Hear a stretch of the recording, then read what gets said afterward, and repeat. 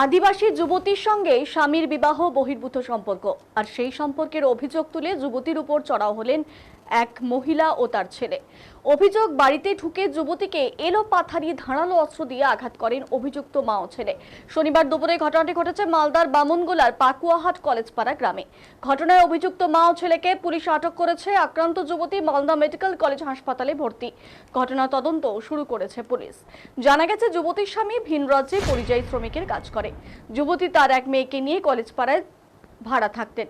ওই যুবতীর সঙ্গে তার স্বামীর এক বন্ধুর বিবাহ বহির্ভূত সম্পর্কের অভিযোগ ওঠে।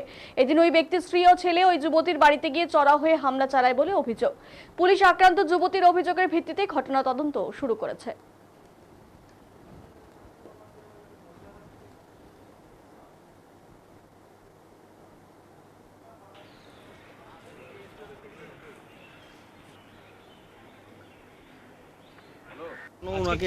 কি হয়েছে আজকে?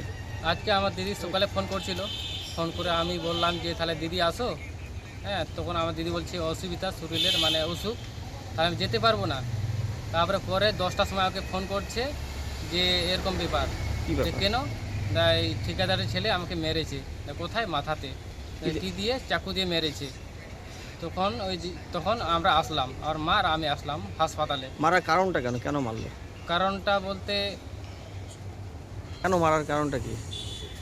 মানে অবৈধ সম্পর্ক ছিল। কার সাথে? ওই ঠিকাদারের সাথে। কার? দুঃশাসনের সাথে কার? মানে আমার দিদি। হ্যাঁ, ওই জন্য উনিকে মেরেছেন আমার দিদিকে। কারা মেরেছে? এই দুঃশাসনের ছেলেকে, এই ছেলে কি দিয়ে মেরেছে? চাকু দিয়ে। এটা কি সন্দেহ করেছিল নাকি? সন্দেহ করেছিল। কি সন্দেহ? সন্দেহ বলছে মানে ঠিকাদার আর আমার দিদির সাথে মানে অবৈধ সম্পর্ক ছিল। এটা কি সন্দেহ করতো? হ্যাঁ, সন্দেহ করতো ছেলেটা, মানে ঠিকাদারের ছেলেটা সন্দেহ করতো। ওই জন্য ঠিকাদার ছেলে মেরেছে আমার দিদিকে। পুলিশ ধরেছে? হ্যাঁ, পুলিশ ধরেছে, মানে এই ইয়া থেকে ধরে নিয়ে গেছে হসপিটাল থেকে। কয়জনকে? 2 জন।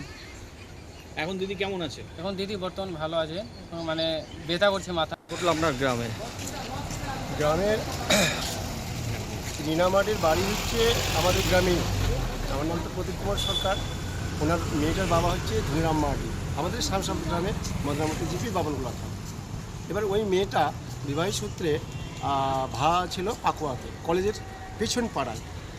তো আজকে হঠাৎ করে শুনছি যে তারা আমাকে ফোন করলো, ফিলিপ টুডু, যে দাদা তুমি কোথায় আছো? মালদা। এই বাবু তুমি কোথায় আছো? দাদা আমি তো মালদায় আছি। ভাই কী হয়? বলছে রিনামাটিকে চাকু মেরে দিয়েছে। বলে কে? এই দুঃশাসনশীল, মানে ঠিকাদারের ছেলে।